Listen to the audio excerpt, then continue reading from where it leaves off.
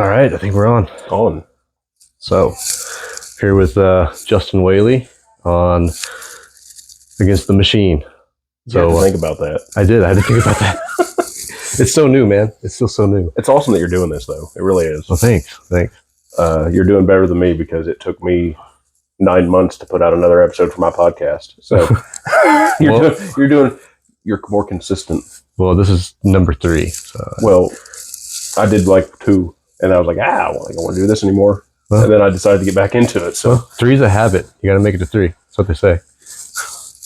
Yes, but it's I'm finding it difficult to find the time, and on top of that, it's like if you don't have content built up, like a little bit built up, and then you kind of miss a week, you're screwed. Yeah, so you'll bury yourself in it really easily especially if you're passionate about it. Yeah, that's for sure. I think you're always just kind of thinking about the next thing to talk about, and yes, yeah, and that's kind of a struggle as well.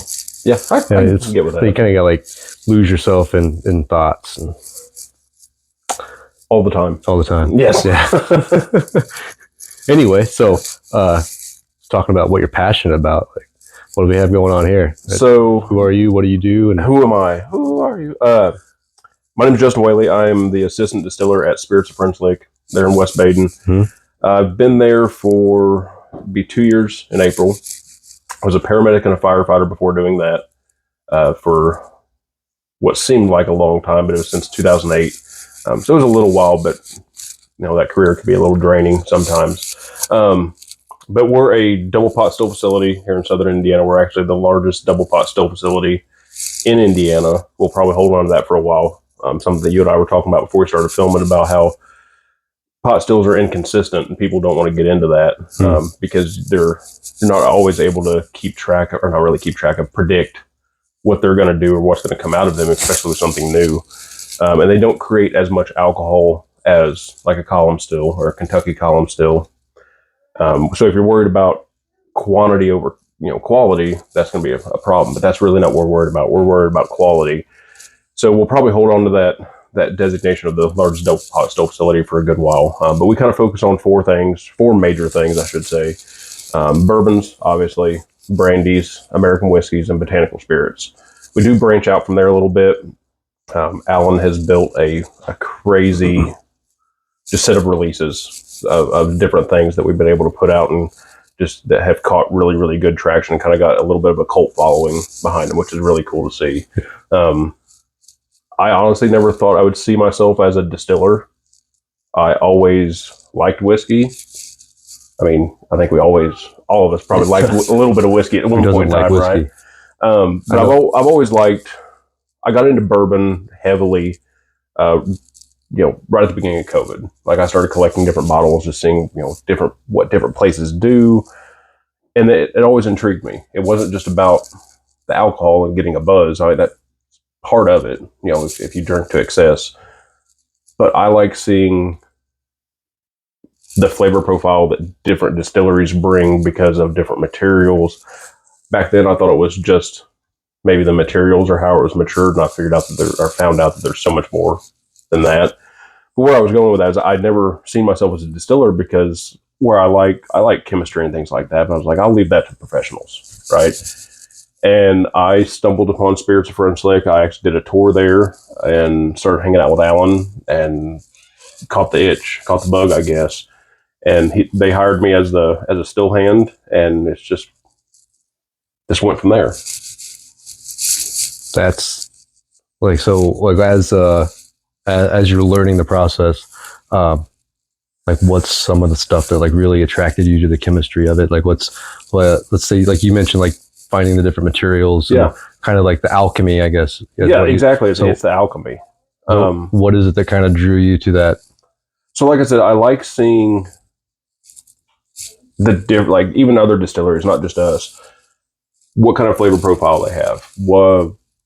Why does this bottle that's pretty much the same mash bill as this other bottle, why do they taste so different? Mm-hmm. And then that led into not so much why, but how. The how is more important to me now. And you kind of go down a rabbit hole of okay, well, this corn is grown in this area, or this rye is grown in this area, or even a fruit, is grown.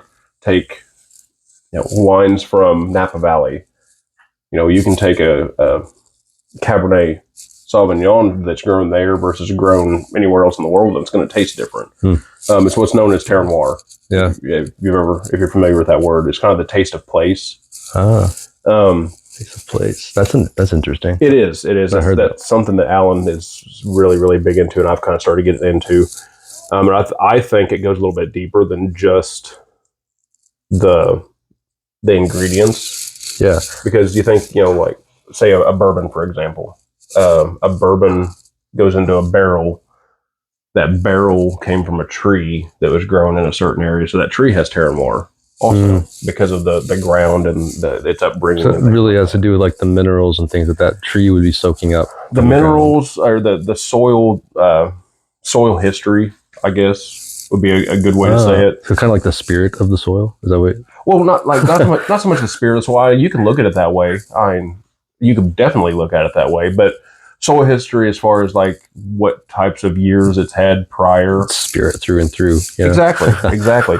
But also to the other side of that is, and I've never said this to anybody before because it sounds crazy, I think, but people have terroir also. And I'm not saying how people taste, but you look at people from, say, New Orleans. Mm-hmm. They have a certain way they do things, a certain way they cook, a certain way they make drinks. Georgia, not that far away, that has a totally different way of doing things. Here in Indiana, we have a totally different way of doing things. So, like, people have terroir also. It's just, I think it fluctuates by environment and things of that nature. Exactly. But that's kind of what got me into really wanting to learn about distilling, is because there's so much more into it. I say it's a simple science that's not so simple. I mean, you can make a corn whiskey and make good corn whiskey, but there's so much more you can put into it and make it a little bit harder and do some just really cool stuff and let the mash and the ferments and the distillations just run its course. Well, okay, so let's maybe walk down that. You're talking about mashes and materials and things like that. What sorts of things would you use in like a good bourbon or maybe a gin or things that, let's walk down the materials. So we'll start with whiskey first, or bourbon. So before there was the designation of bourbon, everything was corn whiskey, right? To be a bourbon, it has to be 51% corn, aged in the United States, distilled no greater than 160 proof, barreled no greater than 125, and bottled no less than 80. It has to be aged in a new oak barrel, right? So when you change any of those things and they become whiskey, is one thing. But say you have a bourbon that's, I'll call it a barely legal bourbon, like 51% corn, right? Meets all the other requirements, it's still a bourbon. But you up that to say 60% corn. Well, now you're going to have a little bit more of that flavor profile coming from the corn. You throw some wheat in there, and that's going to bring another flavor profile. A little bit of a funny story here. I used to love wheated bourbons. That was my thing. The wheated bourbon from French Lick is probably my least favorite thing there. So the still has a whole lot to do with what kind of flavor profiles are going to come over.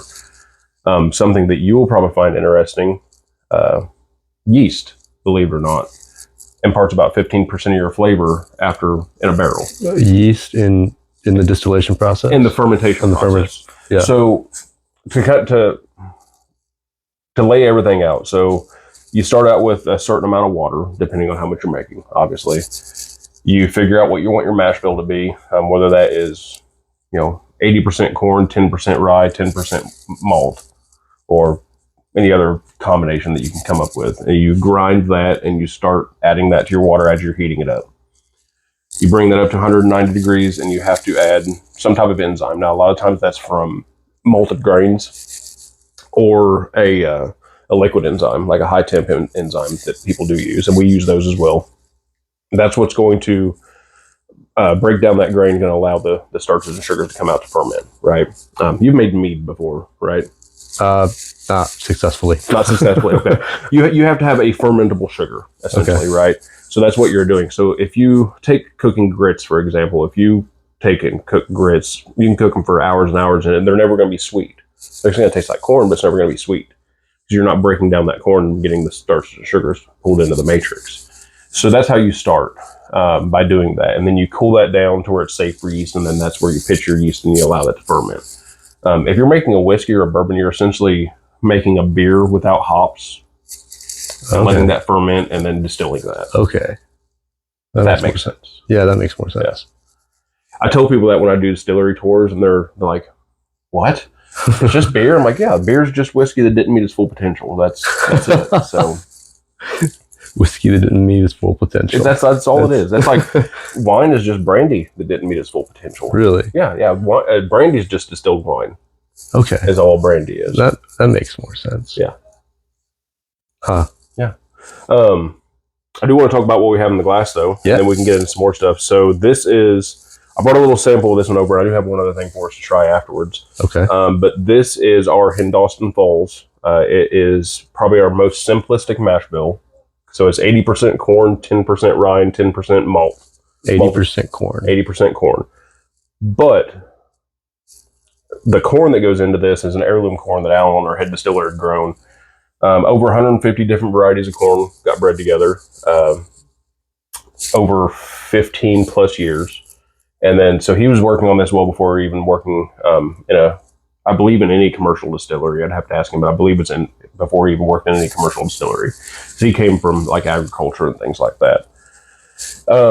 And to me, like I said, it's the most simplistic mash bill if you take the fact that it has this crazy corn that goes into it. Mm-hmm. And I mean, there was like Jimmy Red, Bloody Butcher, white corn, yellow corn, blue corn, Oaxacan corn, and plus many, many, many more.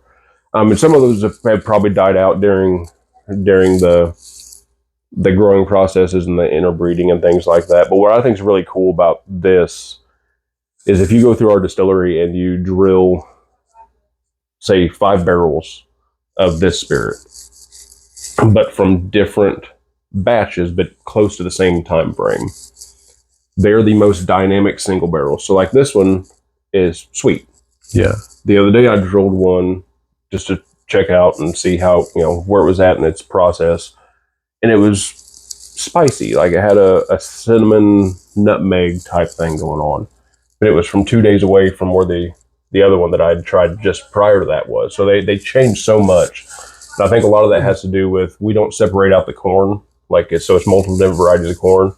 So one batch might get more of one type of corn than the other as we're, in our bin. So I just think it's a really cool whiskey. And it's called Hindostan Falls because we grow about 40 acres of that corn out near Hindostan Falls. So this is kind of the spirit of Alan's work. Yes. Over many, many years. Over many, many years. Like everything he does there is stuff that he's worked on for years and years and years. But this one I think is just super, super cool. Well, he's proud of this one. Let's give it a taste. Yeah. Sure. Cheers.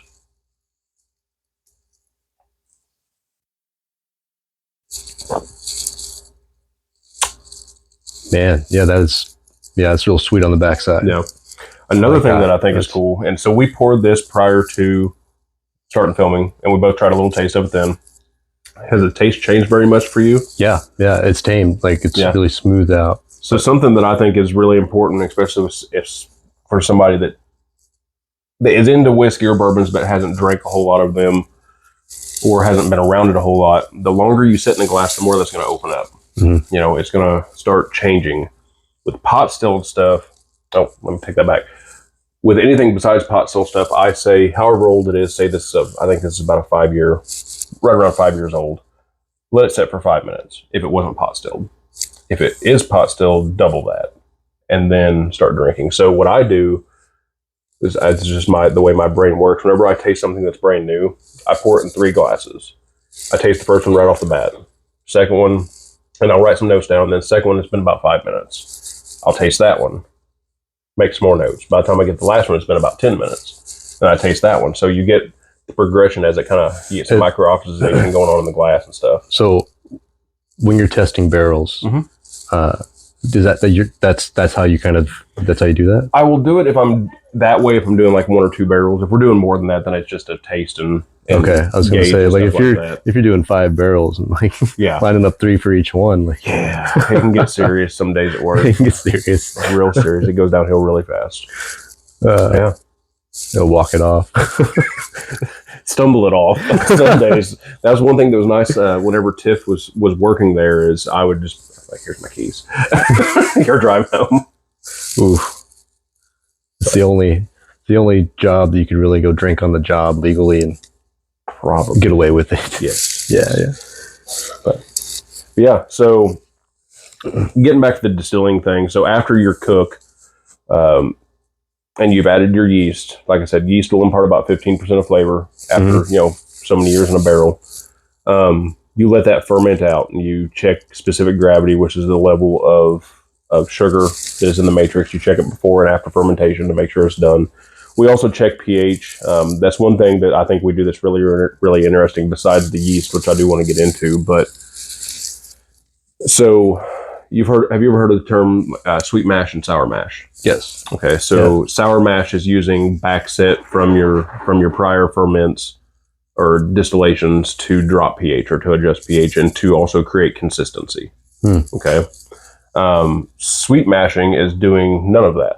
It's just fermenting the mash and distilling it. We adjust our pH with either citric acid or with cheese cultures. So which one would be more? I guess that makes more. Yeah, the citric acid. Yeah, it's going to be more acidic. So does that change your flavor profiles as well? I think so. Because it seems like it would be something like you would pick up a little bit more of like an orange, or say like if you're adding the citric acid, depending on what you put in there. So whatever botanical. So it's not so much for a flavor additive; it's to adjust pH, because you need a certain level of pH for your yeast to thrive. Okay. And then as they ferment, you're going to drop pH even more. So we'll start out at a pH of like 5.5 and we'll end at like 3.3. Yeah. Somewhere around in there. Citric acid does it like that. Yeah. Cheese culture think of cheese culture like a yeast that's not a yeast. It's going to grow. It's going to grow. Yeah. So it's going to take some time to grow, so it's going to drop a little bit slower.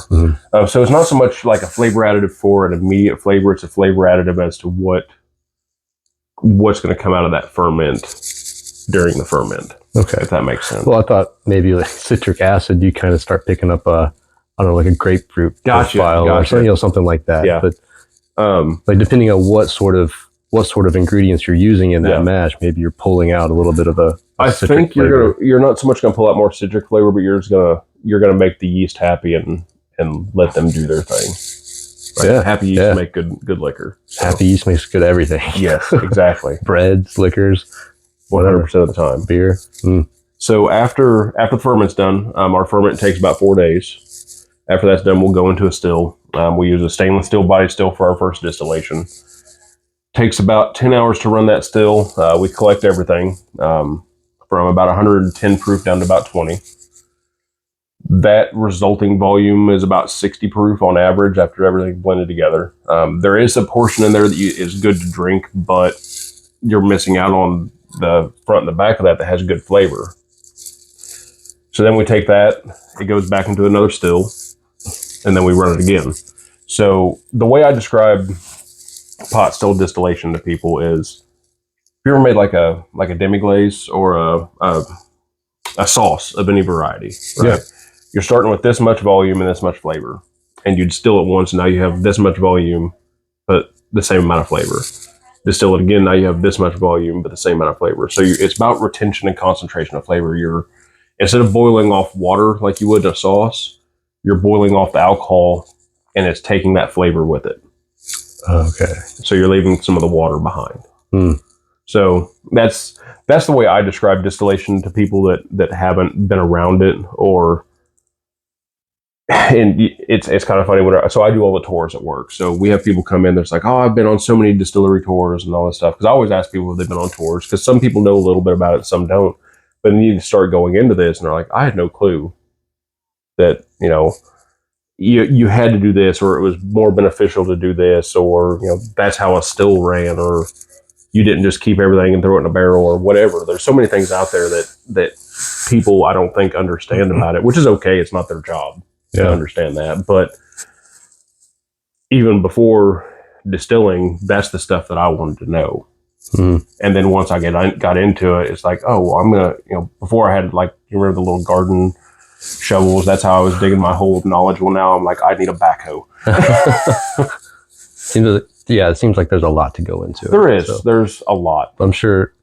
Have you ever come across those people in the distillery that are taking the tours that you've learned something from? Because I'm sure you come across people that have done plenty of distillery tours, and maybe they're doing their own little home thing, and they're really like nerdy about it. I've learned some stuff from, or maybe not learned stuff. I've had ideas that were sparked by something that someone said before. There was a guy that he owns a distillery in Missouri, and he actually coming down a tour. The only reason he was doing tours for like 2 weeks straight in Kentucky and Indiana and stuff, because he was in the process of building his distillery. So he wanted to see how other people done it. So and he was upfront about it. He wasn't trying to be shady or anything, but then we were talking about, a certain mead distillate, a honey distillate, and how he does things. And I learned a little bit from it, and it sparked an interest of that in me. There's been a lot of times someone will ask a question about something, especially when I was first starting out doing this, and I didn't know the answer. So then the me in me was like, I have to know the answer. Yeah. So, because that's just kind of... You bullshit it? I'll straight up tell people, it's like, look, if I don't know something, I will tell you I don't know.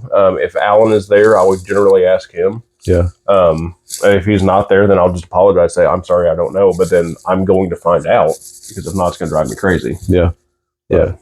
So you do the distilling, and you just mentioned mead. So what's the difference in that process? So with a mead, and I have done no distilling of mead at work. Yeah, no distilling of mead at work. But as far as making mead, it's fairly simple, but you can mess it up fairly easily. Yeah, because a mead is a honey wine. So it's, instead of having a fructose or a sugar from a fruit, you're fermenting the honey. But you have to dilute that to make that fermentable, because if not, it would just be straight sugar, essentially. But, it's a honey wine. So honey, water, and yeast is a traditional mead. You can add fruit in there, and now it's a melomel. You can add grapes in there, and now it's a piment. You can add apples, and it's a sizer. Oh, I'm trying to think, because this is actually what I just talked about on my last episode. Capsamel has peppers. And all these different things you can do with meads, and then there's hybrids of those. And I'm not sure, I don't want to say this 100%, but I don't think there's anybody that's distilling straight mead at a commercial level. No, when you say distill, like you're not like boiling it off like you would a mash and stuff like that. So when I say distill, I mean you're taking a fermented product, putting it in the still and boiling that. So, alcohol boils at a lower temperature than water does. So that's going to be the first thing that comes out of the still. That rises through the still as a vapor, and then hits the condenser, which is essentially, and there's multiple types of condensers, but essentially it's a tube that the vapor goes through that's surrounded by a cooling liquid, and then condenses back down to a liquid alcohol from a vapor. So if you're distilling a whiskey, like I said, you're using a beer. If you're distilling a brandy, you're using a wine. If you're distilling, I don't even know what distilled mead would be called, in all honesty. It'd be like a distilled spirit specialty. There's probably not a... So it's basically just the same process of like wine. Same exact process. As wine. Yeah. Okay. Huh. Have you ever made wine either? I've tried. Yeah. And I wasn't any good at it, because I just didn't have the right stuff. Yeah. And I was in the military, and fair enough. I didn't do my research. I had a wall locker, and I was living in the barracks at the time, and I tried just doing it out of some little bottles and some fruit and stuff like that, and it was just a janky little setup, and I didn't do anything with it. It was just kind of basically rotted, and I threw it away. You probably got closer to making kombucha than you did wine. Definitely. That's awesome. That is awesome. that is something that I want to do sometime. So you could distill kombucha and you wouldn't get anything out of it. But cool. I want to sometime use that to adjust pH. Let's dive down a rabbit hole that I like. Okay, absolutely. Bit, and let's kind of merge what you do and what I like to do. So you're talking about like different grains and like distilling and stuff like that. What are the benefits if you know? And this is probably just, I don't want to put you on the spot, but like what are the benefits of like using distilled grains with livestock? Because I've got a bunch of livestock that I think, you know, if you've got a bunch of like distilled grains, like in mass, farmers could probably use that. Oh yeah. So we have 2 farmers that come and pick, it's called spent stillage is what it's called. So it's mash that has already been run through the still. We have them come and pick that up for cattle. From what I understand, you can feed it to cattle 100% of the time if you have enough of it, because they have the stomachs to break it down. Pigs, on the other hand, from what I understand, you can feed that to them some, but not all the time because it's so rich in proteins.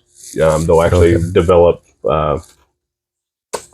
tumors and things, or growths. Makes sense. Because of the proteins. I know Alan feeds it to his chickens. I don't believe all the time, but I think they just mix it in with other, like, fresh grain. I've seen people actually take corn or wheat, or not so much wheat. What? I'm thinking about that still? Well, I'm thinking about the microphone right now, and I just kind of like just burped a little bit. It'd be all right. Outtakes that are going to be in. It's the spirit, man. That's coming out. Liquid spirit. But I've seen a lot of people actually take grains, so corn mainly, and soak it in water and allow it to start germinating, and then they will feed that as well. So, and that's not even fermented or distilled. But yeah, there's a great benefit to it, not only for the animals, but it also helps us out a whole lot because then we don't have to get rid of the stuff, and we're giving it away to the farmers. So is 100% of your grain mash, it's picked up by farmers then at this point? Yep. Dang. Well, I guess I got to start my own distillery. You know what? You got a nice place out here. We could probably we could do something. We could have something going on. Yeah, I've got like another 6 acres. I just got to clear it off a little bit at a time. We just need a little building and 50-gallon still. We'll be all right. Make some grain fields off of just kind of like, I don't know. We could start experimenting with different grains and like bring back some ancient grains. And, absolutely. Yeah, absolutely. It's funny you say ancient grain because one of our whiskeys has buckwheat in it. And buckwheat is technically not a grain. It's what's known as an ancient grain. But even if you had 100% corn whiskey, you would have buckwheat in there because it's an invasive weed, essentially. You can't really get rid of it in cornfields. So you would have some buckwheat in there. So we kind of figured if you're going to have it in there by accident, might as well throw some in there on purpose. And it's interesting. It's not my number one thing from work, but it's definitely interesting. People love it. So, have you tried vodkas yet? Have I tried? Have you tried to make like a potato mash and make a vodka? I haven't. I have a project that I want to work on at home. So this is something that I think I'm going to go down a rabbit hole. Okay. So I love rabbit holes.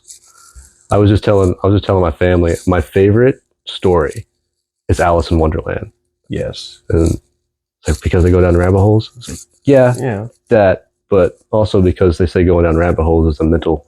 Absolutely. It's a mental problem. Yeah. But I love rabbit holes. Exactly. So if you have told me this before I started working in a distillery, I'd have said you're crazy. But distilling is kind of spiritual as well. I'm not as big into it as maybe I should be, but I'm still just getting into it, just still kind of figuring out where I'm at with all that. Like the spiritual thing, and because like I was raised not really in a church, just be good to people. Yeah, that's how I was raised, right? And I've always believed that. But there's another side of that with the spirituality side and the things that the world gives us and the things that we can put back into the world, right? But with that, also another thing is bringing life to people that were here before, and whether that is people that you've learned from, family members, etc. There's a way in distilling to give life to those people, whether it's a story on a bottle, whether it's the reason why you made that particular spirit, the way what you put into it, your intentions with that spirit, what you're going to use it for, right? And so there's a way to keep people alive, or at least keep their memory or their spirit alive. So we lost Tiff's grandma last year, and one of my most fond memories of her is in her kitchen. We would sit there and play cards, and she would make, I've never seen anybody make sweet potatoes like this before. She would take sweet potatoes, slice them like you're going to do fried potatoes, put them in a single pan on a stove, and saute them that way. And they were the best damn thing. I don't know why. Like, I don't even like sweet potatoes that much, but they were just freaking good. So you asked about the potatoes, and that's something that I do want to do at some point in time. Is I want to do a sweet potato mash. A sweet potato with, like, do some brown sugars and stuff like that, and then maybe do something in the gin basket when I actually distill it. But that's kind of my way. Would that be considered a vodka if it's potato? So vodka doesn't have to be potato. Vodka can be made from anything. It just has to be neutral. So, like, our vodka at work is made from corn. Oh. So when I say neutral, if you distill up to 192 plus proof, you end up, if you've distilled it enough times to do that, you've stripped it of all flavor, right? That's an American vodka. Okay. Now, if you go somewhere overseas, their vodka might have some flavor to it. It'll still be distilled up to a higher proof, but just not that high to be neutral. So I don't really want to make that neutral. I will say I'll probably have to distill it 2 or 3 times to get it where I want it.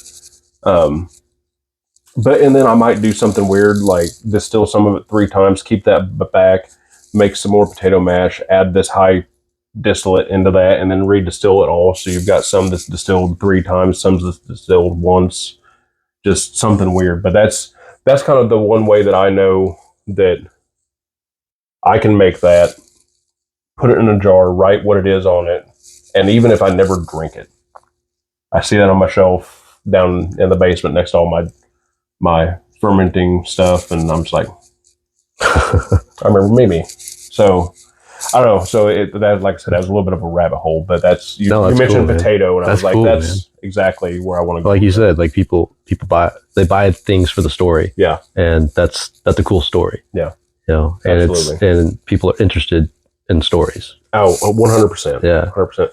That people, I think, are interested in rabbit holes more than they like to admit. Yeah, that's why I spent a lot of time on the computer and down rabbit holes, and YouTube goes crazy. Well, speaking of stories, you got another bottle. Yes, absolutely. What is that story? So this is Lee Sinclair. It is our 4-grain whiskey. I'll tell you about the whiskey, and then I'll tell you the story. Great. Yeah. So most 4 grains are going to be corn, wheat, rye, and barley. This is corn, wheat, oats, and barley. So oats at one point in time are a really big distilling crop. But whenever you've seen the industrialization of distillation happen, where people move from pot stills to column stills and other types of stills, you can't run oats in those types of stills. They get sticky and burn up in the still. But since we run pot stills, we're able to do that. So that's one thing that we want to do, is be able to use oats in something, just kind of like a throwback mash bill, as far as this was done this way at one point in time. And there are still places that run oats. We're not like the sole proprietor when it comes to oats and stuff. But we do have some other oat things that will be coming out at some point in time. But I think this one's really, really cool. This one's also our #1 seller. It's gotten a lot of awards and been ranked really, really well by a lot of people. Now, the story behind Lee Sinclair, he was, I believe, a textile guru. He was Scottish. Scottish immigrants, or from descendants of Scottish immigrants. He had owned the West Baden Hotel. He actually owned it before it burnt down. I can't recall the exact year, but he had bought it. It was originally called the Baden Lick Hotel. He had bought the hotel. The Baden Lick Hotel. Baden Lick, yeah. It's weird. It's not any weirder than the French Lick Hotel. Right. And I wonder what the difference between a Baden and a lick. Or sorry, not Baden lick, mile lick. Because it was 1 mile away from French lick. Yes. Okay. Yes. That's better. Still weird, mile lick. But he'd owned that, and then it burnt down. His daughter talked him into building another hotel, which is what is there now, the Dome. Mm-hmm. And he was just really influential to the area. So that's one thing that we try to do is maybe tell the story of somebody that didn't really get their due when they were alive. Yeah. And he was a very popular, very rich person. But I think there was more to him and more to what he'd done for the area than what is out there.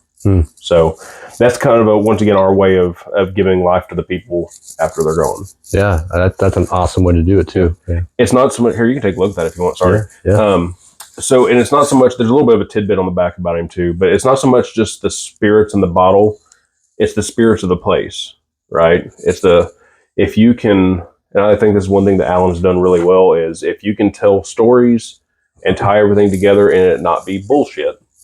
Because there's a lot of bullshit in the spirits world as far as making things and stories that aren't true. But if you can tell stories that aren't bullshit and get somebody involved and get somebody learning about something and say they like this story, well then every time, we come out with something or come out with a new story, even if they don't buy a bottle, but they tell 5 friends about, hey, there's this real cool place in French Lick and West Baden that you guys need to go see. Yeah. Well, let's, so this is the Lee W. Sinclair 4-grain bourbon, corn, wheat, oats, barley. What's the proofage on this? 100. 100 proof. Yep. Man. You got me a little scared of this one now. 100 proof. The last one was 100.4. That's why I feel so weird. That 0.4 got you. That 0.4 got me. It was that triple digit that got me, man. Right. Let me read the back of this label for the audience. Yeah, go ahead. Lee W. Sinclair was a Hoosier with exquisite taste. The president of multiple banks, store owner, entrepreneur, Sinclair reached the pinnacle of his career with the reconstruction of the famous West Baden Springs Dome and Hotel, a luxurious retreat. That's that 0.4. 0.4. Yeah, that 0.4 got that luxurious. Yeah. A luxurious retreat where the upper class. What is that? Denizens? I don't think I've ever read that word before. I don't know. Upper class denizens. I have no clue. We're going to have to look that word up. Yep. I didn't type the thing. Obviously. Found only the best in recreation, gaming, and whiskey. This is our tribute to Mr. Sinclair, a man who recognized quality when he saw it. Salute. Yeah. Awesome. Go try it. I'm excited to try this. Give that one a try. I like to sniff the corks. Maybe it's a weird thing for me. Nothing wrong with that. Mine. It's like it soaks up a little bit of absolutely that essence. The essence of it, yeah. Yeah. I'll let you pour. You're the master, sir.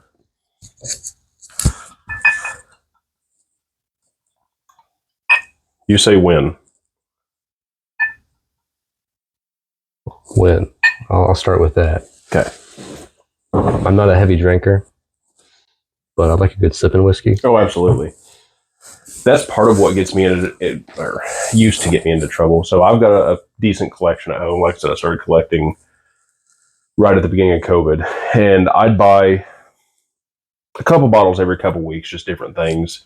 And I amassed, at one point in time, I had over like 200 bottles of different whiskeys and stuff. And I've either drank them or shared them with people now. But like, I'll sit down. At that point in time, I was doing a lot of videos and stuff on TikTok just for reviews, and I don't do as much reviews anymore. I talk about stuff at work on there now, but I'd sit down at night and I would taste 5 or 6 things.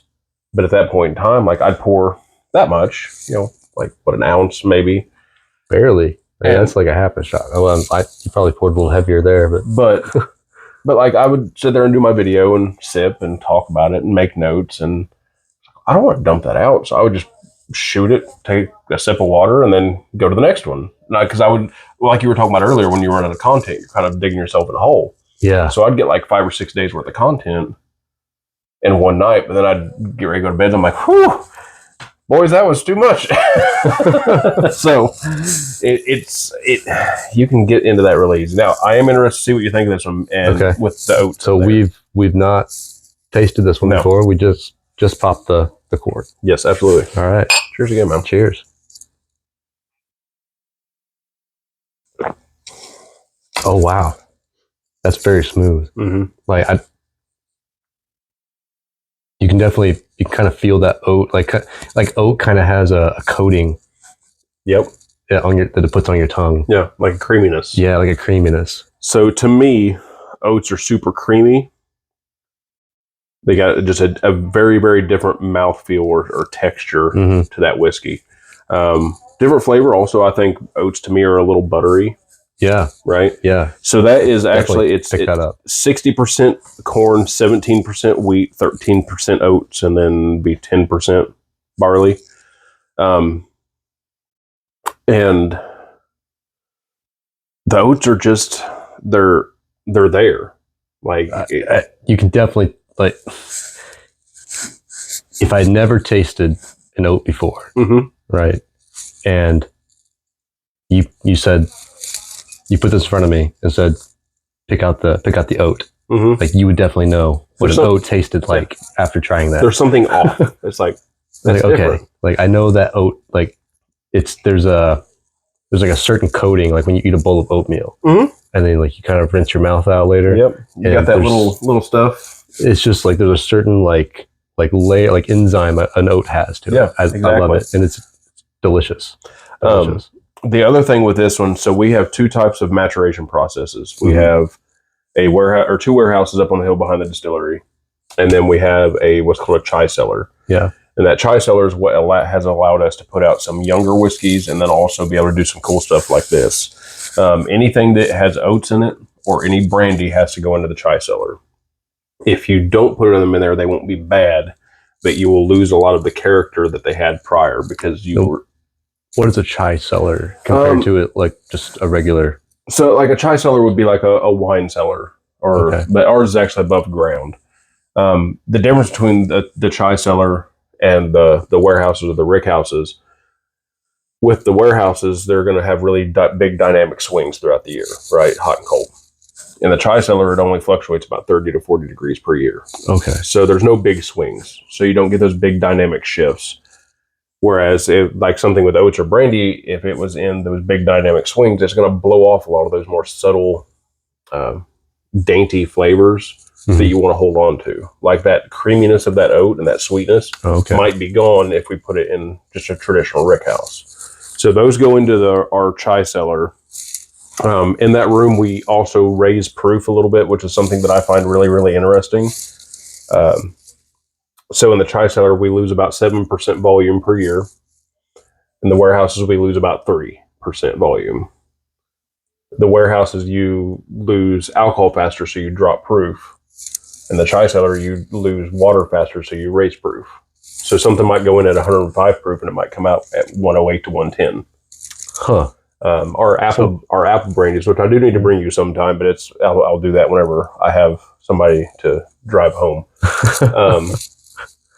Because our apple brandies go in at still proof, so 135 to 140, and they raise proof. So we just bottled one here the other day for a friend that was doing a barrel pick, and it came out of the barrel at 147, and it drinks 120 is the problem. Whoa. Yeah, so it's a one drink and done, because it starts tasting like you're not going to work tomorrow. Yeah, that's a brandy. See, I've tried many different brandies, and I've really not liked them. Well, so I typically don't like brandies either. You know how the brandies I've had are really thin. They don't have any body to them, and they're just like, that's alcohol with some oak influence. Now, like I've had some, like we've got a Catawba brandy, and it's super floral, but it's still thin. Our apple brandy, though, it drinks like this. It's viscous. No kidding. Like it's thick. Yeah. Oh, next time we get together, I'll bring some over. Yeah, we'll have to do another video and absolutely do some tasting. I'm down for talking about anything, or mostly anything. Mostly anything.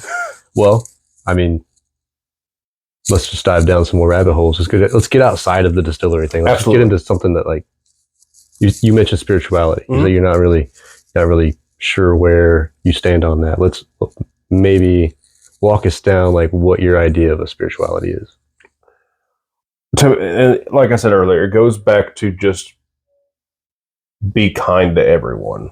Yeah. I think that should be the basis for every spirituality, religion, whatever you want to call it. That should be the basis for it. Is just you might not even agree with somebody, but be nice about it, right? I had went to churches when I was younger, and it's just something that I never seemed to fit in. Even as an adult, like we went to a church for a Christmas thing, and you're okay to talk about anything on here, right? Yeah, man. Okay. It's well, this podcast. I'll walk you down a little bit. Like this podcast is specifically for freedom of speech. Oh, absolutely. Like I think I really want to get talking to people like on the general population level, and there are so many people out there that have great ideas, things that they're into. Like you work at the distillery, and you have a resource of like distilled grains that you try to get rid of. Like you're interested in cool things. You have shit to say. Yeah. Like you have shit to say. And there's so many people that are just tucked away in those corners like that have shit to say. Yep. And I think it's interesting, like politics, to see how it comes out, religion, like their ideas of spirituality, their ideas of the economic systems, like whatever. So where I was at is we went to a church for like a Christmas event, and like I have no quarrels with most churches. But we went to a church for a Christmas event, and midway through the sermon, it went straight into same-sex marriage. I'm like, this has nothing to do with Christmas. And like, I was to the point where it just made me uncomfortable. I was like, why are we talking about this? Why are you bringing this up right now? This isn't the message of the season, I guess you should say. And with that, I'll go back to just let people do their own thing and don't be an asshole about it. Like you can disagree with somebody, but there's nothing wrong with disagreement and healthy discussion, but just let people do their own thing. So I've always just had, I guess, I shouldn't say a disdain for religion, disdain for church, I guess is the better way of saying it. There was a long time through working EMS, I honestly didn't know what I believed or what I should believe in. Because you see some stuff, a lot of messed up death. Huh? Yeah, just messed up stuff, and not even just death, just people. Yeah, whether it's in a bad way or bad people, and that kind of led me to just say, I never even came out and said I was atheist or anything like that. It was just I didn't know what to believe, and that led into I'm just going to live my life, right?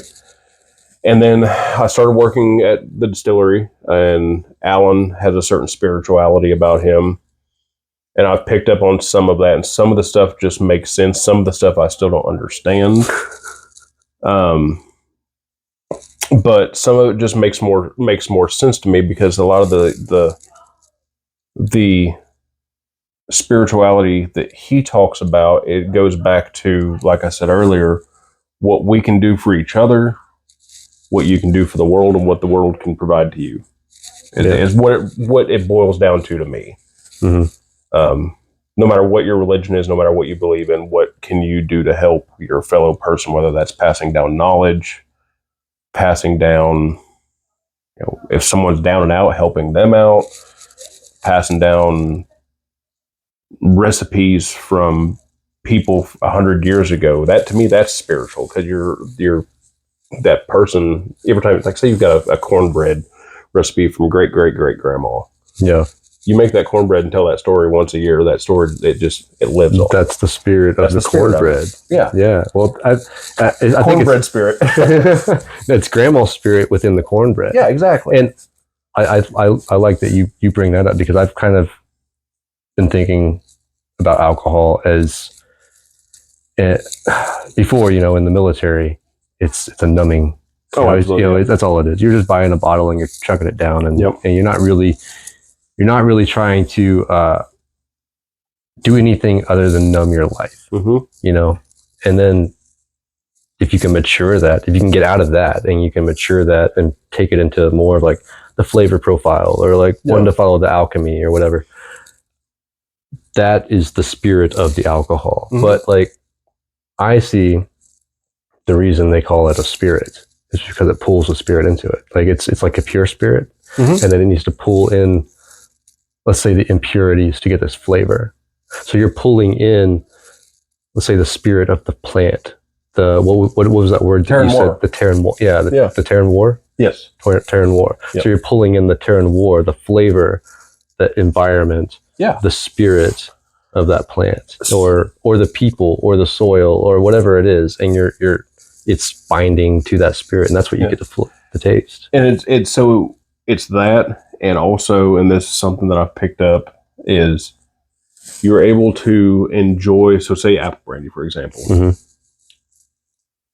You can't have, like right now, you can't go out and pick a fresh apple. Yeah. I can have a glass of apple brandy that was an apple that, 8 months ago was a fresh apple, or how many ever months ago was a fresh apple during picking season. And you taste that, and it reminds you of that time and place that you were out there picking apples, or mashing that apple mash, or whatever.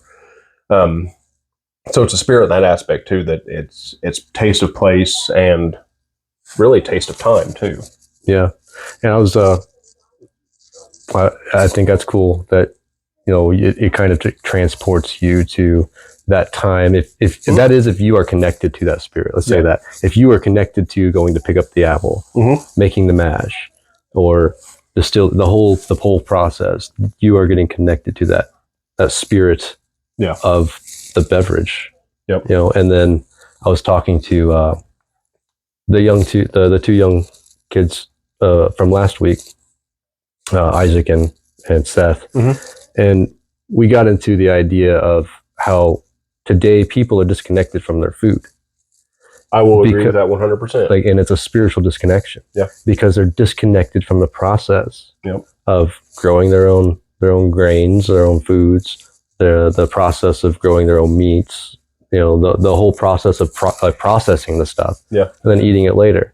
And then, like, as you taste those things, apple brandy, you taste those things, it reminds you of, like, oh man, like, we can have a conversation of this whole process that we did. Yeah, the whole memory of getting to this point where I can taste this and finally like. Well, I have I can't think of what all was in it, but it was a spirit that was made. Would have been coming up on a year and a half ago, probably. And I don't drink it very often. Like, I might just open the bottle and smell it every once in a while, because I've got a little pint glass of it. But it's something that was made out at Beck's Mill. There was a bunch of us together that got together after a friend of Alan's had passed away. And we just kind of made it in his memory. And we used some things that we knew he used in distilling. And like, I had never even met this person before. It was just a friend of Alan's, and I know some of the stuff that Alan has taught me is stuff that he had picked up from him. So just once again, passing down that recipe, or that idea of that person, or that spirit of that person. But, there's been times that, like, and like I said, I've never met the guy. This is kind of weird for me to say it this way, I guess, but there's days that, like, I have a shit day. I'll come home and I'll either pour a little bit of that in a glass, or have a sip, or smell it and think, we did that whole day just to keep his memory alive. There's very, very few bad days that can kind of drag me down whenever I have stuff like that to look at. You know what I mean? So, some inspiration. Yeah, and inspiration, and just, I think people get down, and there's nothing wrong with being down, being depressed, having problems, but I think people get into that and they get stuck, right? It's like being in a two-wheel drive in a ditch. You're just stuck. There's no other way out of it other than getting some help from somebody, and that's kind of where that help stuff comes from. You ever been in a ditch so bad you're in four-wheel drive and still stuck? Yes, I have. That's when I need the big help. But I think a lot of people get into that and they're really there. I also believe that some people make themselves get into that because it's almost like they thrive better that way. It's their comfort place. It's their comfort place. Yeah. Yeah. And I will be 100% honest, for a long time, especially when I worked on the ambulance, like I thought just being cantankerous or angry was my comfort place. Yeah, I can completely relate with that one in the military experience. It's like you have to be a mad dog to survive. Yeah. You know. And I thought that was where I needed to be to either do a good job, take care of people, maybe not get too involved with people that I took care of, all of that. You just had to have this thing. And now that I realize it's like, that was unhealthy as shit, right? And I had this for a coping mechanism because I used to drink a whole lot more than I do now. Well, this and anger. Yeah. When this is a spirit that draws things out, and it's anger that's drawing out. Yeah. It's not a good. No, it's not. Not a good combination. But so I was one of those people that thought, you know, like I knew I didn't feel bad, but I like almost made myself feel bad, right? But whenever you have friends or family or memories, like I was just talking about, of making a spirit for somebody that I had never met, but I knew meant a lot to a lot of people. It's just like I said, it's hard to have bad days now when you have memories like that. So yeah, there was a rabbit hole for you. That's a good rabbit hole. That was a good rabbit hole. I like rabbit holes. It's good stuff. It's delicious, and I'm gonna go ahead and swallow the rest of this. Now see how much that changed? That, yeah, but it's even more oak or oat. Yes. Well, and some oak. Yeah, there's definitely some oak in there. That's one thing that we don't mind the oak flavor to be there. It has to be there. Yeah. But we don't want that to be at the forefront. We want that grain to be there. Well, and something I was going to ask you, but let's jump back to, say, the beginning of the conversation. Yeah. You mentioned botanicals. And before this recording, we were talking about a gin and the botanicals. Yeah. And so what is the process of using botanicals in a gin? Or maybe, do you use it in bourbons? No, you can't use it in a bourbon.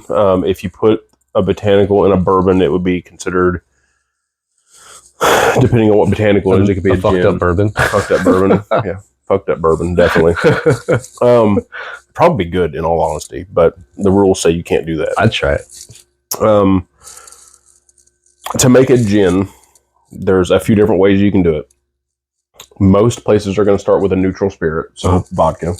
It's going to go back into the still, proof down to 80 proof, because that's what's safe to distill again. You don't want to be trying to distill something that's already 160 proof. That's just asking for big booms, and we don't want big booms. And then you guys do tinctures, right? Yeah. Right.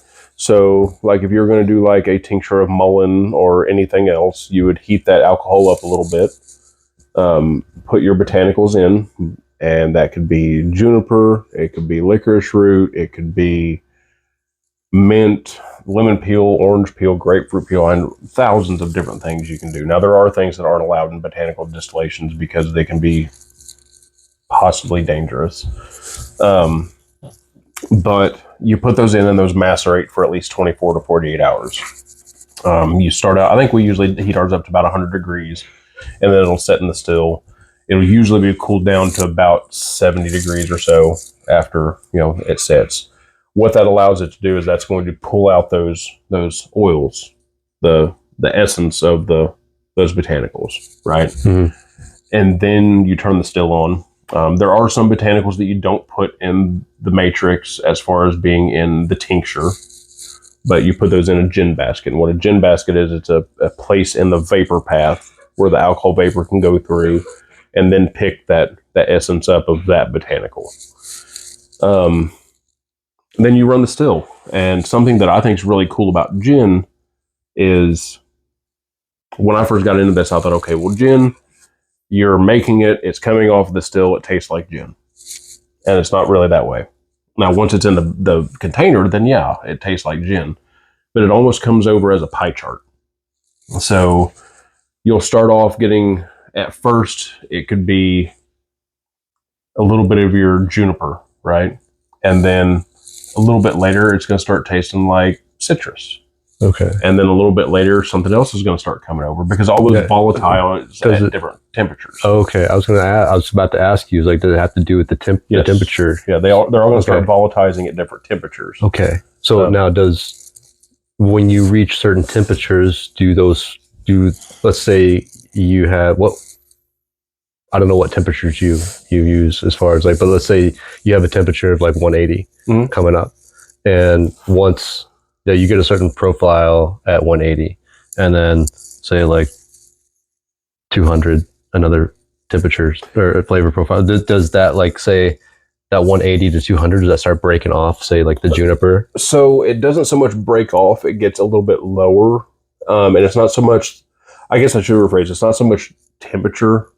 I believe it's more time spent under temperature. Time spent. Okay. So the still will start running at about 192-ish, 194 degrees, give or take a little bit, and depending on what's in the still.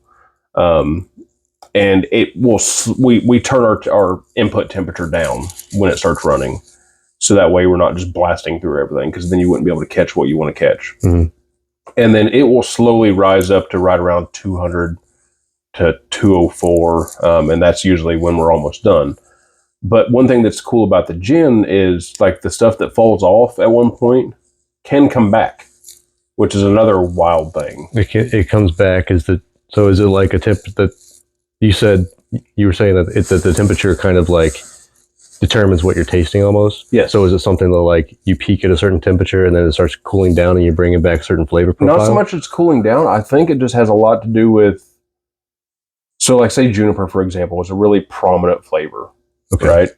So, and it comes over towards the beginning, but then it starts to die off a little bit. So you're going juniper, juniper, juniper, and then it starts to die off, but it never dies all the way. But then all this other stuff starts taking off and it's kind of covering it up. But then once this stuff dies off, the juniper's still there. Oh, if that makes sense. So it's not so much that it's coming back, it's being uncovered. It's like the juniper just kind of plateaus, and then everything else is fluctuating under that. Yeah. Okay. It's just wild. Now, like I said, there are multiple ways to do gin. We do ours a little bit different. We start with 75% neutral spirit and then 25% oat whiskey, because we want that creaminess kind of that's in there to come through. That's a delicious, like, creamy bourbon. You can do botanicals in the ferment, which will be being done soon. That way, the botanicals aren't going to be as prominent. You're going to pick up more of the grain flavor or whatever you're putting into that mash, but the botanicals will be there. You can do just any variation as far as where you want to put your botanicals at. Do you want to have a mash and then macerate some botanicals and make a tincture and then take that concentrate and dump it in and then run it, versus putting it in the ferment, which is kind of what I was talking about with putting it in the ferment, but you already have a maceration, so now you have like a concentrate. So there's so much stuff that you can do with it to just change things. There's so much to distilling, sounds like. I mean, we could sit here and talk about this all day. Oh yeah. Yeah. Anyway, let's make. I tried jumping off the distilling thing, but it's so interesting. It's hard to. It's so interesting because the whole, like, botanical thing kind of sparked something. But let's talk about, and it's going to kind of relate to distilling at the same time. But, like, let's talk about, like, I can't say tradition because it's such a new thing, but let's say in tradition of against the machine, how could you take distilling and the whole process of fermentation and things like that? How could you take that and let's go off grid with it? Like, let's put it in a setting of a community, a self-sustainable community. And what sort of benefits do you think that fermentating and distilling could have within, let's say, a self-sustainable setting of like a village or just at home, even like just a self-sustaining home that wants to start making their own beer, making their own whiskeys, making fermented grains for their animals, their own kombuchas and their own their own wine, things of that nature. Like, what are the benefits of taking the skill that you have and transferring it over to something that's more self-sustainable? I think there's a lot.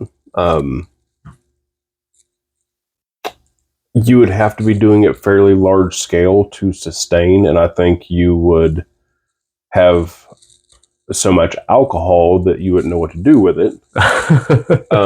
Because if the people were drinking that much alcohol, then you wouldn't have a very good... You wouldn't have people. You wouldn't have people. You'd have people, but they would not be very self-sufficient anymore. Little Russia. Yes. But aside from the alcohol part of it, and if you could take that alcohol and trade for other things, disregarding the legality of home distilling, which I still say should be legal. Well, I think you can, maybe someone can comment and correct us, but I think you can distill at home, right? You can't? You can't distill at all? No, not federally. There's one state, and I think it's Missouri. I thought you could distill, you just couldn't consume and sell. Okay. Very well. You can distill fuel alcohol. You can get a permit to make fuel. Which would be the ethanol. Ethanol. Okay. Which is a different process. Well, no, it's like I can distill fuel. Like, I'm making ethanol. So ethanol blended with gasoline would be like E85. Yeah. Right? Yeah. So like you can get a permit to distill fuel alcohol, but you're not supposed to be able to distill drinking alcohol, which the process is pretty much the same. Very well. So, all right. But as far as in a community setting, the grains the spent grains to the animals is great. The fact that most of the time, if you have a good garden, you're going to have an excess of some things.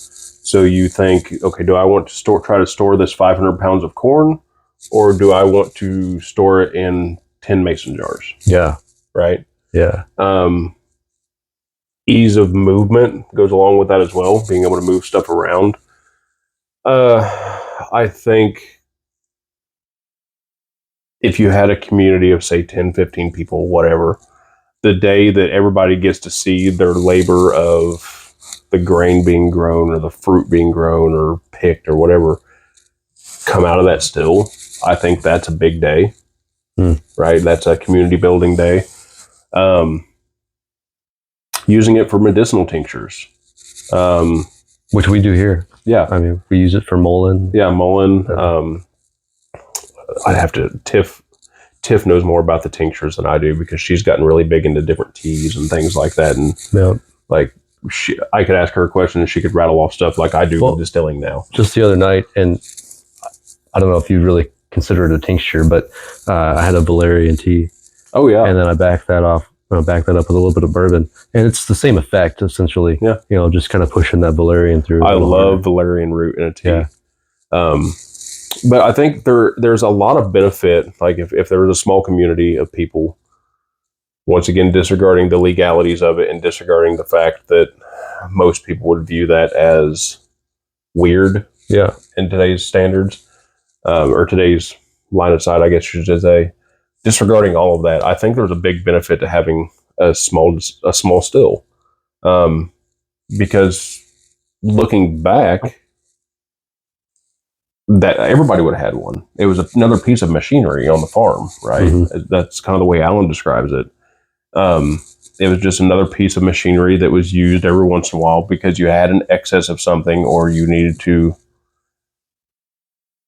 get rid of some corn or get rid of one other fruit or whatever, or you just you knew somebody that would use it and you could trade them for something. Yeah, and then also just having those distilled grain or those grains that were broken down, that unlocks so much more nutrients for your animals. Absolutely. Later on. Absolutely. I told Tiff the other day, one of my dreams is to either have a distillery, small one, and to have like 2 or 3 cows and feed them nothing but that. And then also have a restaurant with the distillery, and it's just that. If you don't like beef, fuck off. I love beef.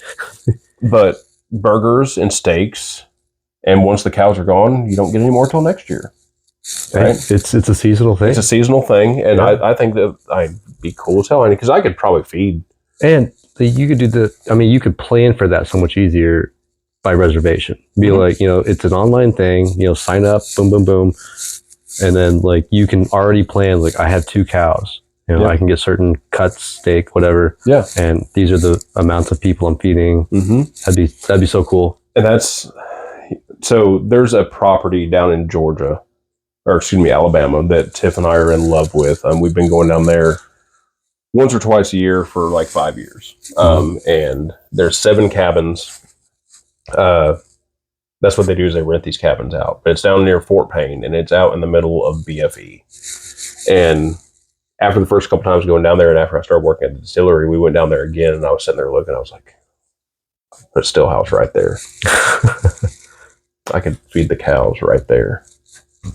There's a pond right there that I know has fish in it, and we could take water out of that to cool things with. I need to hit the lottery. But something like that, like, it's funny you mentioned the community thing, because that's something that for a long time I thought that's just weird, Padanoram. Yeah. That's the first thing I thought of. I was like, people are going to look at it like that. Yeah. But then after so long, I'm like, I don't fucking care. Who cares? Like, I would love to have, 15, I'll call it 16 for couples. So 8 couples, or let's call it 10 couples that live out on 20 acres. Yeah. And do the thing. Yeah. Everybody just make it work, because and that's what I'm about, man. Like there was a joke. Well, it's not just like a new joke, but there was a joke last podcast or last episode. He's like, man, like this thing's going to turn into just a cult. I was like, well, that's not exactly what it's supposed to be. But if you got a bunch of people that want to come together and they want to cooperate, and it's like, okay, you're good at this skill, and you're good at this skill, and you're good at this skill, and you've got so many people that can do that. Yeah.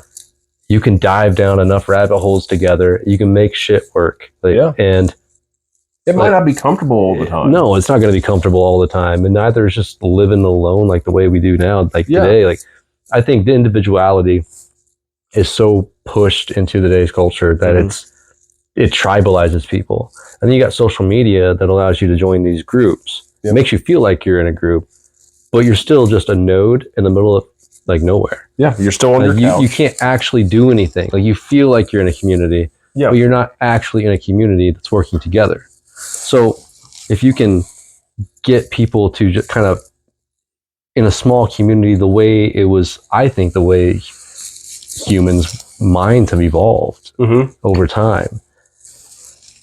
Actually, I'll take another pour of that. Go ahead. Mine? Oh, yeah. That's yours, by the way. Oh, well, thank you.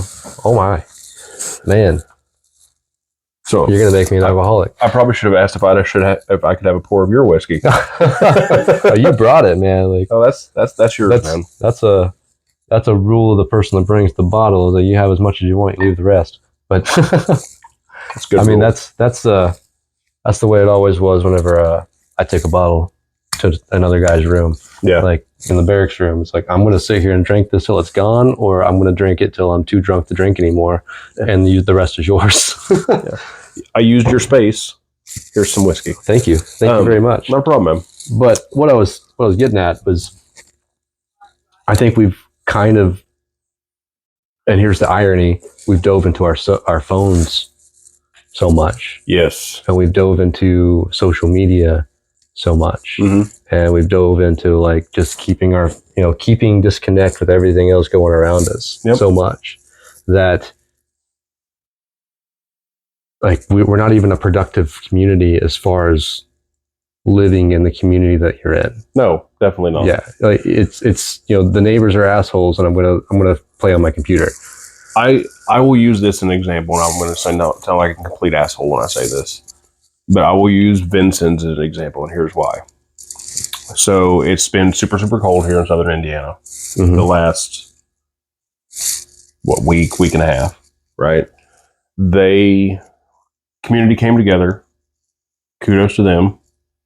Put people that were either without homes or in bad situations somewhere to live while it was cold. It's fucking great. And I know that can't be done all the time. It's very hard to do. Big cities fail at it all the time. But with that, a lot of the people in the community came together and started feeding these people, right? Like, and I'm not saying that that should be done all the time, but if you could be nice and help people when it's really, really, really bad, why can't you come together as a community and do it all the time? Oh yeah, yeah. Well, here's a good example too. L.A. There's a story about that. So, Justin Trudeau, the governor, and I think it was also the mayor of LA, which I don't recall the name of the mayor of LA, but the dictator of China was coming in and was going to visit LA.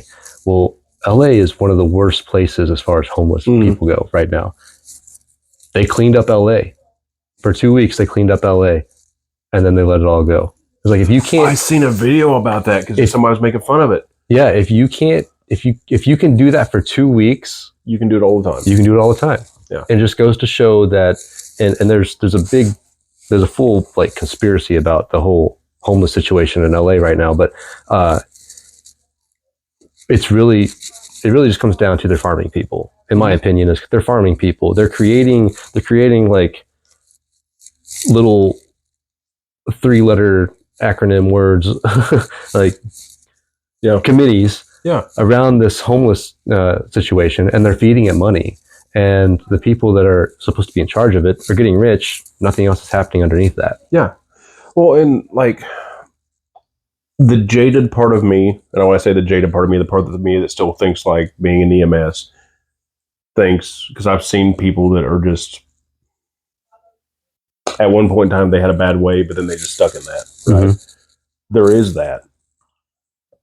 But I still, in my heart, hope and believe that most people, if given a leg up or a little bit of help, they'll be on their way. And I just think, I don't know why that stuck with me, the whole Vincent's thing. Like I said, I was reading something about it. Yeah. Well, I think the group our group's on Facebook again. Yeah. But it's called Take Back Vincent's.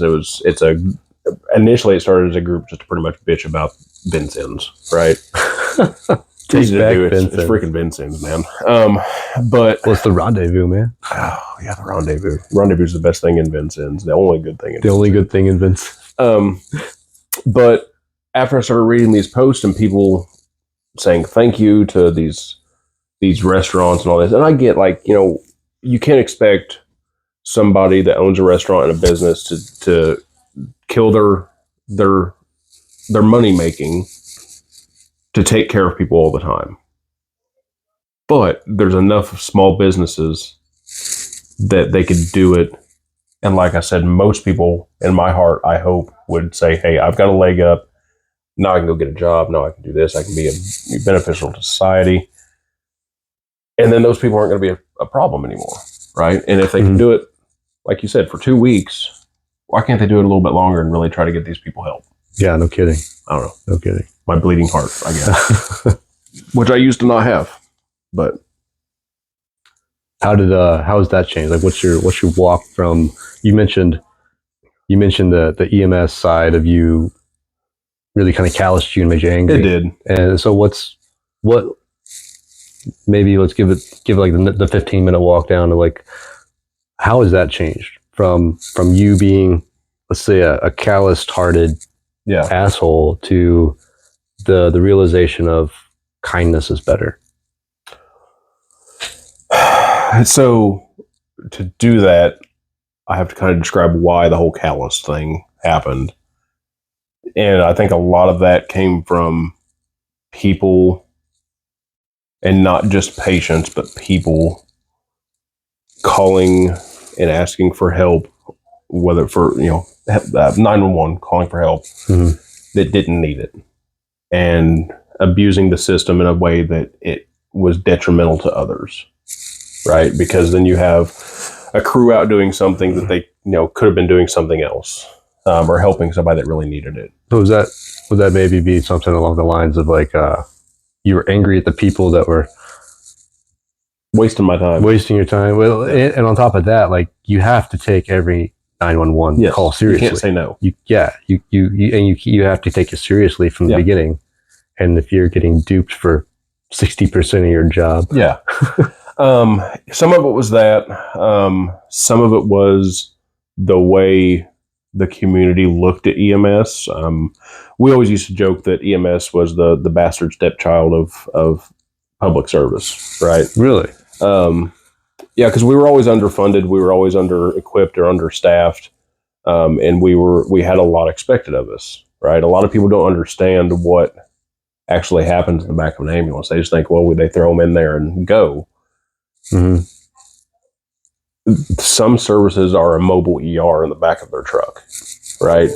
I was never lucky enough to work somewhere that had crazy protocols that they were allowed to do things. But I had some pretty aggressive protocols on the stuff that I could do. And like most of the community never really understood that. And that's not their fault. It's really not. Yeah. But after years of that, it's like, these people don't care. They just want somebody to show up when they need somebody, right? So that, along with a lot of other things, just calloused me to kind of the community, or not even just the community, it's the population in general. I got to the point to where I was very mistrusting of people because you had to be that way a lot of the times. Yeah. And it wasn't healthy at all. Like, even some friends, like, I hate saying it this way, but like people that I used to work with on the ambulance, like, I just don't talk to as much anymore. But that happened because whenever I quit working on the ambulance, I still had that kind of mindset. And it's just like, do these people, were they really my friends? You know, that whole thing. Mm-hmm.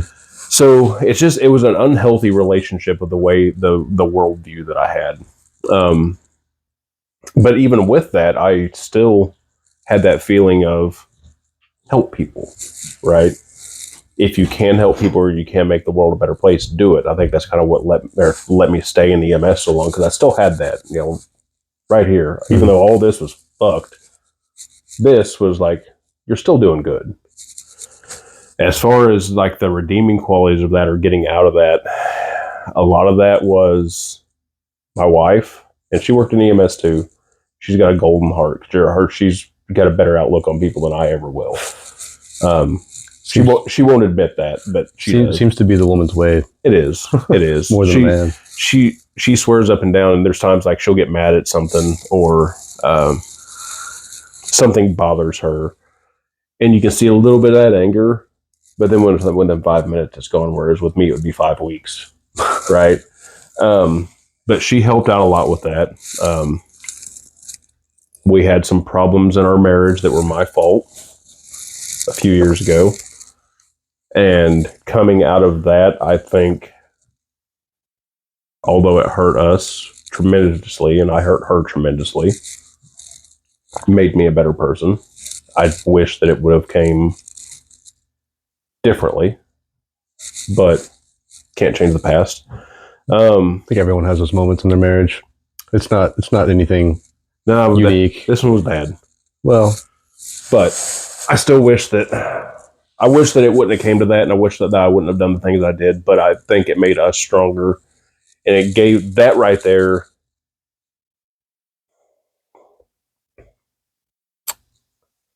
If she can forgive me, I can look past anything. Absolutely. But yeah. And maybe that's the moment where you decide that you need forgiveness and less anger thrown at you. And then in order for that to happen, you need to have less anger within in yourself. Yes. Yeah. Cheers to that. Yes. Amen. Well, that's my second pour of that one gone. We can call it. We call it here. Yeah. Go on. Whatever you want to do. I want to ask you something. Okay. All right. So, as long as you're okay with getting personal, and you can edit this out if you want to. No. That's what we're here for. So I know, or if from what I recall, your dad preached Yeah. Or, okay. Yeah. Do you still have that belief system, or has it changed? Oh man. Okay. And Deep. that's deep. And for the audience, like, this wasn't discussed before. It wasn't. Sorry. Well, you're like, hey, do you want to keep going? I'm like, well, he's asked me questions. He's asked me questions. If you don't want to go into it, that's okay. No. Let's go for it. No, I've taken it into my worldview. Okay. But I've not really followed that tradition. See, I was kind of getting into it last time, the last podcast I had. I look at spirituality as a pizza. Not really a pizza. I put it as a pizza as two-dimensional for people, but it's more, let's say, spherical. Yeah. Spirituality. A sphere pizza. But it's more spherical. But I look at it as a pizza. Okay. This is spirituality. And you have so many different views. Mm-hmm. And you have so many people with blinders. Yep. And it's tunnel vision into that idea of spirituality. And you have a tradition that leads you into spiritual, like you have a tradition, say Christianity, which is probably the most common for us to relate to. Yeah. But you have Christianity, you have, Islam, you have Buddhism, you have all of the other ancient ways of trying to find spirituality to go along with the world views that have been walked upon this world. Yeah. And to look at it, let's say from Christianity's point of view, and that's all you want to, like, this is the tradition that you have been ingrained into you as your first principle idea from the day that you were born, or your first introduction. Yeah. To which is the first principle introduction of an idea is usually what people will follow. Most of the time, that's their baseline and that's their anchor point, and this is the starting point we're going to go back to and start again. Mm-hmm. So anytime someone has a shit day, they're going to run back to their basics. Yep. Christianity, if that's what your basic is. Yeah. As far as a spiritual failing, if you feel that you have failed spiritually and you've grown up Christian, you're going to run back to the basics of Christianity. Yep. If you've grown up Islamic, you're going to run back to the bases of Islam. That's exactly where everyone wants to go back to, is the fundamentals. Is if you fail, we're going back to the fundamentals and we're going to try again. Yeah. If that's the only view that you have, that you've walked down, then I don't think you have the right to say that anyone else's is wrong unless you've tried it yourself. Yeah. So that's where I'm at with spirituality. I like that. It's because, and I've widened my view on that as far as, like, I've not studied every idea of spirituality by any means, but I've widened my view in what I've believe as far as reaching spirituality. I believe, at least, just due to, once upon a time I wanted to be a preacher, and then I realized that that same idea that I just explained, I realized is like, well, I don't know enough about anything else to talk shit on it. Yeah. I can't say it's wrong because I've not tried it. I don't know that it's wrong. I've only been told it's wrong. I've not actually experienced it and failed at it. Yeah. I like that you say not so much just experienced it, but failed at it. Yeah. Like, because to me, this is the way I look at it, is kind of like you said, say the glass or the pizza. All of these religions or spiritualities are surrounding you. You're the glass, right? Mm-hmm. And you're focused on one. But if you clean the glass up a little bit, yeah, you can see the other stuff. Yeah. And who's to say one of those is right and one's wrong versus, can't they all be right? It could be. I mean, a lot of people, I think, are afraid of trying it, though. Yeah, I 100% agree. But it was a big step for me. Like, and I'm still like toe deep in the pool. In all honesty, of stuff. And what you got to realize too is fear isn't failure. It's fear of trying something and then failing at it. Mm-hmm. and then trying it and failing at it are two different things. Like to fear something and not try it is failing, but to fear it and try it and be successful, fear isn't failure. Something else that I thought was really interesting with what you just said. So you were talking about if someone is just raised Christian or raised Catholic or raised whatever, and that's their basis, they always go back to it. How many times can that person realistically, because I know some people do it their whole life, realistically, how many times can you go back to fail, go back to that, fail, go back to that without questioning it? You know how, man, I've got so many people that I know that have failed using the Christian philosophy so many times, and they will not admit to it. They will gaslight themselves and say that it is their own failure for not believing hard enough or not following the word of God or following this and that or that to the T. And the problem I find in that is that it's self-destruction. It is. It's self-destruction to not just like branch out and be like, okay, maybe the first idea that was implanted in my mind was not exactly the correct one. I'm not saying it's wrong. Maybe broaden your view. Yeah. Go outside of that and realize that. But where the fear is that when you start broadening your view, and it's what the cult leaders from the pulpit like to preach as taking on worldly views instead of just sticking to your structured Bible. The problem that a lot of people get into is that when they start finding contradictory ideas and it starts chipping away at the beliefs that were there before, well, if you're chipping away at a foundation, let's say, and you're not inserting better quality shit, it's going to crumble. And what are you going to do? You're going to go back to the fundamentals and you're going to try again and say, I'm a backsliding sinner. Please baptize me again. And let's try this again. So what you're saying is, as you find things that you don't agree with and you say, take Jenga, for example. Absolutely. And you say, okay, this block right here represents X. Yep. I don't like this. Knock it out. You can do that a few times. You can. But unless you start putting new ideas or new blocks in, it's going to fall down. And then you say, son of a bitch, they were right. I've got to go back to it. I've got to go back and try again. I got to rebuild the whole process. And with another thing with that is, and I heard this on a podcast the other day, and I can't remember which one, but this lady was talking about a friend of theirs was praying for something. And by all means, like, I still pray. I might not always pray to God. I pray to Google sometimes. Yes. Please, Google. I need help with this water heater. But they were praying and they were saying this is what they wanted. Right?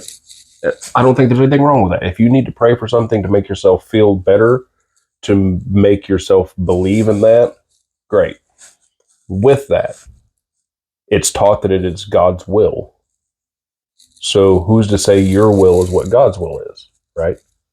Well, no one can know God's will. Exactly. Yeah. So if you're praying only for what you want and expecting that to work out, and you don't know what God's will is because you can't know what God's will is, how strong in your faith do you have to be, and how many of those Jenga blocks are you going to knock out before you say, shit? Man, I don't know. I think God's will, and this is going to go down another rabbit hole, but I think God's will is really just the collective will of humanity. 100%. It's how we shape our cultures, and that's God's will. Yeah. I mean, it's the way, whichever way the mass of people within our culture, drift in whatever pathway that we're taking throughout time and space and whatever. That's God's will. I'm going to blow your mind. God's will is terra noir. It is. It really is. It really is the taste of place. It is. I fully agree to that. It is however the environment is at the time. And it determines the weather patterns. Yeah. It determines your geology. It's all based off of the earth itself. Yeah. Almost. God's will is based off of the placement of the earth itself. And you can go ahead and say God created Earth. That's fine. I don't have no problem with that. Like, but as far as humans are concerned, terroir, the environment, the earth, the things that we need to connect to get our spiritual connection with our food, with our booze, with the way that we carry ourselves every single day, the words that we use to describe our environment around us. You know, that takes just the way that you use words, whether it's anger. You know, you were saying earlier that you had a different way of looking at the world because you were looking at the world through anger. Yeah. Right. I can say the same thing. I can relate to that. Yeah. And when you're using words with an angry spirit, and you're mixing other spirits in with it to express that even harder. Right? It accentuates. Yeah. And then those things are God's will. Yeah. I mean, really, those things are the things that really, when you accumulate that over a mass of millions of people, and you express that as a mass, like squeezing grapes. Yeah. In a winery, you're squeezing the grapes. Not every grape tastes the same, but as a mass, when you're squeezing it, you get one taste. That is the flavor, the terroir of humanity. I like that. Well, because I'll throw another one at you. So not all grapes taste the same. Yeah. Certain grapes together are going to taste one way. Yeah. Right. You can have a handful of grapes that's going to give you one flavor. Yeah. You get a handful of grapes from another vine somewhere else, give you a whole other flavor. Yeah. Every once in a while, there's a bad grape. Every once in a while.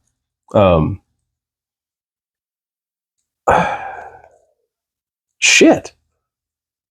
You broke me. It's that 100 proof. You did. Well, you broke me with that grape thing. You really did. I think to me, it goes back to love everybody, respect everybody, no matter whether you agree with them or not. Yeah. You can disagree. Like, I don't agree with, say,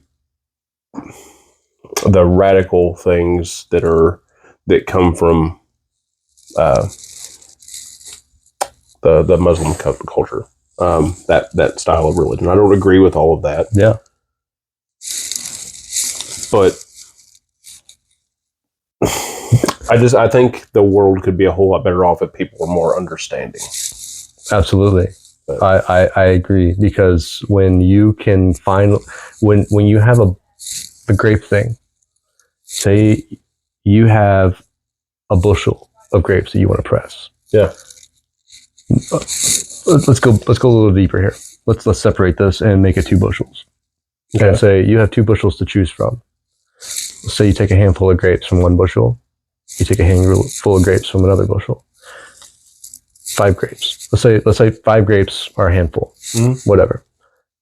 If you taste 5 grapes out of one bushel, and you have a whole dynamic of different palates, sweet, sours, the whole dynamic, and you have another bushel of grapes, and you get similar palate, whatever it is that you want, sweet to sour, but they're similar. Yeah. Which one are you going to work with, and which one's going to work better?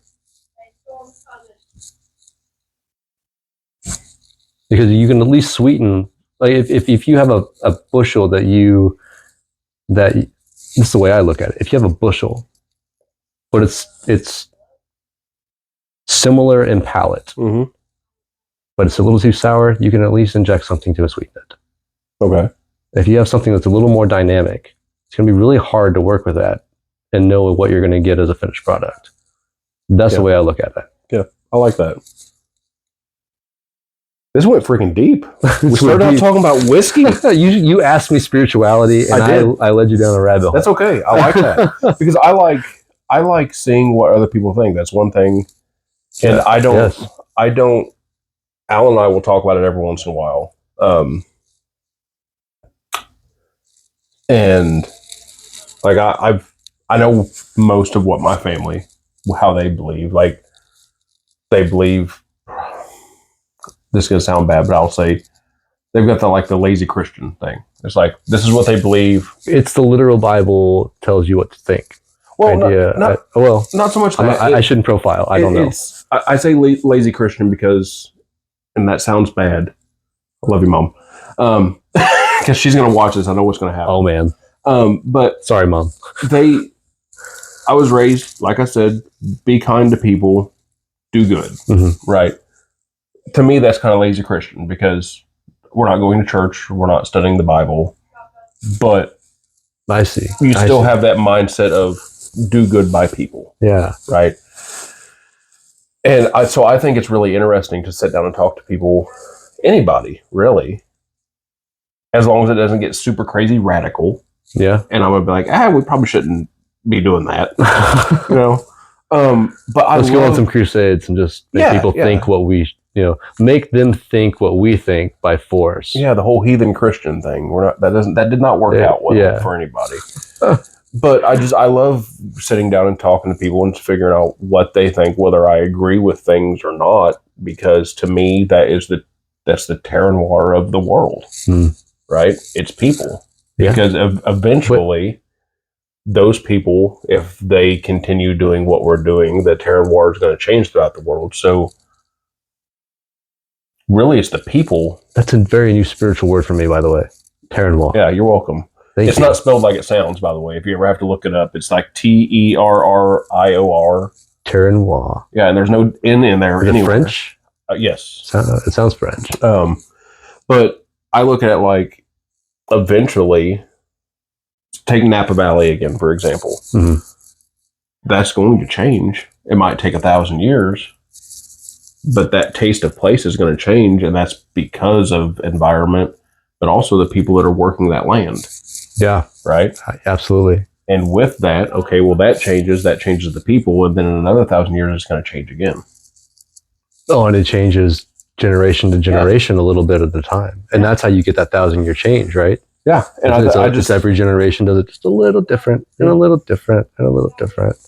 And then eventually you knock that Jenga block out and you fall back to your... Yeah. And I ask a lot of Christians that will speak to me. Let's say that. What you say about terra noir. Mm-hmm. And this is where I used to really speak out a lot against Christianity because I think I had a lot of, let's say, religious trauma from it. Because as a young kid growing up in a fundamentalist culture, mm-hmm. you really get like drawn into you that if you don't do it a certain way, you're going to hell. Yep. Right. And that seems to always be, no matter how you interpret that as a person, and it's interpreted differently for different people. And it seems to me that like you always have that as a nagging, like little bug in the back of your head that like, oh, I'm just going to hell. I'm going to hell. And it's like, and so a lot of people, they'll accept it. Yeah. And it's like, well, I'm just fucking going to hell. Yeah. And that's their attitude for the rest of their life. They get a very nihilistic ideology built behind that of I'm just going to hell. Yeah. And I'm going to accept it. And a lot of those people end up having trouble with the law. They end up having, depression issues based off of the idea that they don't fit into a certain community with a certain ideology. And it's accepted differently for different people. But if you really want to dig down to it, like a lot of people that have certain depressions and things like that feel like they're not accepted within the community. Mm-hmm. And I challenge a lot of that was a whole nother rabbit hole of the communication of the conversation that I'm trying to have. But I challenge a lot of Christians to the ones that speak to me is, how do you know you're doing it right? Yeah. Because, and you can look at your book and you can read it and you can follow it to a T if you want, and you can say you're doing it right. And that's your idea of doing it right. Mm-hmm. Judging other people for doing it differently and creating a dogma behind the way that you're doing it versus another ways, doing it. And that goes for spirituality as a whole. I see that as a spiritual, as Christians do it to themselves with different denominations of churches. Mm-hmm. you see that as a whole of Christians to Muslims, as Muslims to Buddhists, and Buddhists to, like, I've not really seen much about Buddhism, like radicals, but Right. but I challenge a lot of Christians as to like the philosophical story of the ship of Theseus, where I don't know if you're familiar with it or not, but Theseus, this is a Greek story. Theseus built a boat and he sails it, and for a while, and he comes back and realizes that he needs some repairs, so he replaces some planks in the boat. He goes back out, say for another year, comes back, realizes he needs some replacements, replaces some older boards that need replacements, goes back out, comes back in, replaces them, so just upkeep and maintaining with the times and the wear and the tear.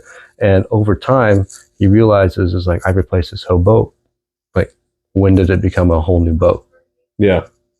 And because now there's nothing original about it, it's just that we have the idea it's a boat, and although it looks the same, it's not the same boat. It's transition over time into something. You start with one thing, and once again, those Jenga pieces. You take one out, you replace it. When does it become a new Jenga stack? We'll see. If Theseus never replaced his planks, he just pulled them out and didn't replace it with better quality shit, his boat would have sank. Yes. And it doesn't even have to be better quality as a worldview. It's better quality as to your view, as to what helps you and your community. And it's pragmatic as you need it. And I think the way, kind of the way, a good redneck would do it, with duct tape. Sometimes you don't find something right away to replace it. But you can sometimes just like that Jenga puzzle, you can pull out a lot of blocks before it falls over. And as long as you are really careful to replace those blocks strategically, start realizing it's like, okay, the basis, right? Like I pulled out a block here, like, and I pulled out too much of this base. I now need to start replacing my base because my foundation is starting to crumble. And where I find like a lot of like creation to evolution ideas, let's say that, I also think science can kind of be a religion in a lot of ways. Especially when you get into like the Big Bang Theory. It's like, okay, give me one miracle, I'll explain the rest. Okay, where's the miracle coming from?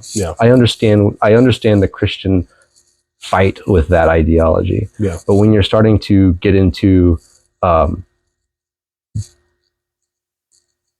let's say the creation of the world versus evolution, there always seems to be controversy in those areas.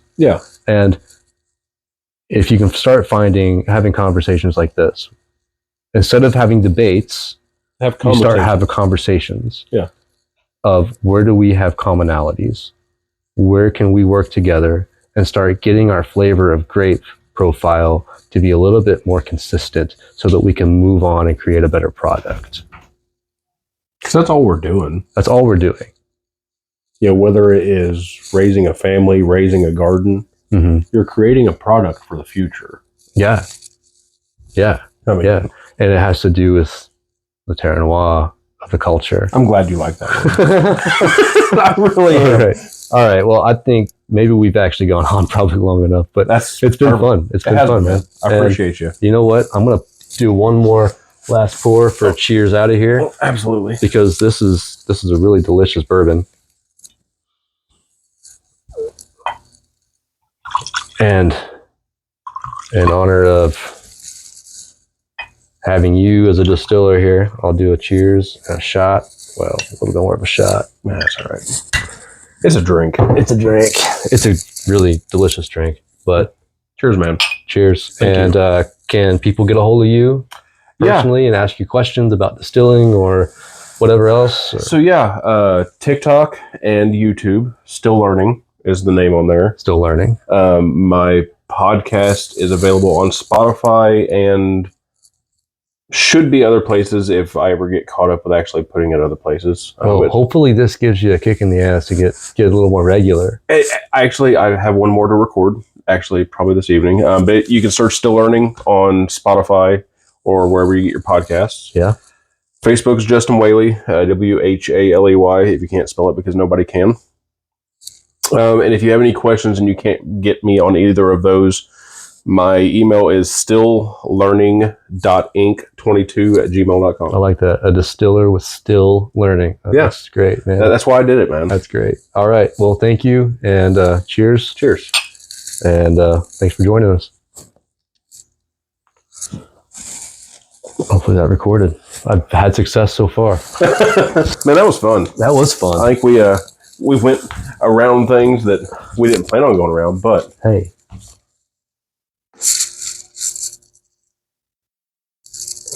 Please tell me that